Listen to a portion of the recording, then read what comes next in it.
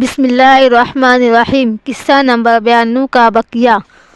اس نے اس سے بھی انکار کیا، ساتھ ہی یہ بھی کہا کہ رومی لوگ اس بارے میں میری اطاعت نہیں کریں گے، کیونکہ میرے والد نے پہلے بھی ان سے جزیہ کے لیے کہا تھا تو وہ اس کو ماننے پر آمادہ ہو گئے تھے۔ پھر آپ نے بادشاہ کو کہا کہ اگر یہ دونوں چیزیں تمہیں منظور نہیں تو پھر ہمارے اور تمہارے درمیان تلوار فیصلہ کرے گی، یعنی جنگ کے لیے تیار ہو جاؤ اور اللہ ہی غالب ہے۔ اور حسب و نسب کی قرابت کے بارے میں بہت سی گفتگو ہوئی، مگر سیدنا عمرو رضی اللہ عنہ نے ایک نہ مانی اور فوراً سوار ہو کر اپنے لشکر میں واپس آ گئے اور لڑائی کا میدان گرم ہو گیا۔ دونوں طرف سے گھمسان کا رن پڑا اور رومی تنگ آ گئے اور مغلوب ہونے لگے تو بھاگنے کی کوشش کرنے لگے۔ چنانچہ رات بھر طلوع آفتاب سے قبل رومیوں کا نام و نشان بھی نہ تھا۔ بہت سے واقعات کے ظہور کے بعد جو اس لڑائی میں پیش آئے، رومی دل برداشتہ ہو کر اپنے بادشاہ قسطنطین کے فرار ہو گئے۔ جب اہل قیصریہ نے مسلمان فوجوں کو بڑھتے ہوئے دیکھا تو انہوں نے مسلمانوں سے صلح کر لی اور مسلمان فوجیں نہایت تذک و احتشام کے ساتھ قیصریہ میں داخل ہو گئیں۔ سیدنا عمرو بن العاص رضی اللہ عنہ نے حسب ہدایت امیر المومنین پر شخص ہر 4 دینار جزیہ لگا دیا اور وہاں باسل بن عون بن سلمہ کو حاکم بنا دیا۔ وہ رسول اللہ صلی اللہ علیہ وسلم کے ساتھ غزوہ حنین میں شریک ہو چکے تھے۔ قیصریہ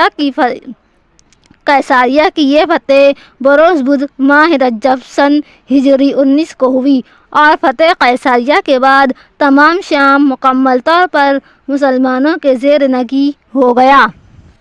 قصہ نمبر 93۔ حضرت بلال رضی اللہ عنہ کی آخری اذان۔ سیدنا بلال رضی اللہ عنہ نے ایک عرصے تک ملک شام میں مقیم رہنے کے بعد ایک روز سرکار دو عالم صلی اللہ علیہ وسلم کو خواب میں دیکھا۔ آپ صلی اللہ علیہ وسلم فرما رہے تھے، بلال، یہ خشک و زندگی کب تک؟ کیا تمہارے لیے وقت نہیں آیا کہ ہماری زیارت کرو؟ اس خواب نے سیدنا بلال رضی اللہ عنہ کو تڑپا کے رکھ دیا۔ اس خواب سے گزشتہ زندگی کے پر لطف و افسانے کو ذہن میں اٹھکیلیاں کرنے لگے۔ عشق و محبت کے مرجھائے ہوئے زخم پھر ہرے ہو گئے۔ اسی وقت مدینہ طیبہ کی راہ لی اور روضہ اقدس پر حاضر ہو کر مرغ بسمل کی طرح تڑپنے لگے۔ آنکھوں سے سیل اشک رواں تھا اور مضطربانہ جوش و محبت کے ساتھ مدینہ کے لوگوں اور خصوصی طور پر جگر گوشگان رسول صلی اللہ علیہ وسلم یعنی سیدنا حسن رضی اللہ عنہ اور سیدنا حسین رضی اللہ عنہ کو اپنے سینے سے چمٹا کر پیار کر رہے تھے۔ مدینہ کے لوگوں نے بہت خواہش کی کہ بلال، آپ اتفاقاً تشریف لائے ہوئے ہیں، آج ایک اذان دے دیں تاکہ زمانہ رسالت کی کچھ بہار نظر آ جائے۔ لیکن سیدنا بلال رضی اللہ عنہ نے اذان کہنے سے یک قلم انکار کر دیا۔ آخر رسول یعنی سیدنا حسن رضی اللہ عنہ اور سیدنا حسین رضی اللہ عنہ نے عرض کی، چچا، آج صبح کی اذان آپ دیں۔ اگرچہ وہ ارادہ فرما چکے تھے کہ رسول اللہ صلی اللہ علیہ وسلم کے انتقال پر ملال کے بعد اذان نہیں دیں گے، لیکن ان دونوں شہزادوں کی فرمائش نہ ٹال سکے۔ صبح کے وقت مسجد کی چھت پر کھڑے ہو کر جو ہی نعرہ تکبیر بلند کیا تو تمام مدینہ گونج اٹھا۔ اس کے بعد نعرہ توحید نے اس کو اور بھی پرعظمت اور پرجلال بنا دیا۔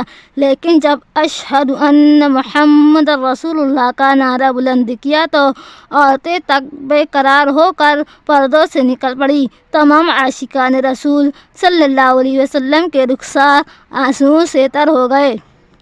بتایا جاتا ہے کہ مدینہ میں ایسا پراثر منظر کبھی دیکھنے میں نہیں آیا تھا۔ لوگوں کی آنکھوں کے سامنے سرکار دو عالم صلی اللہ علیہ وسلم کا زمانہ پھر گیا۔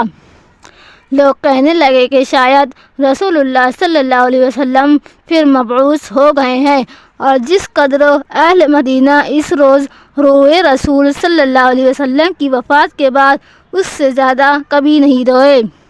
حیا کا ضامن حجاب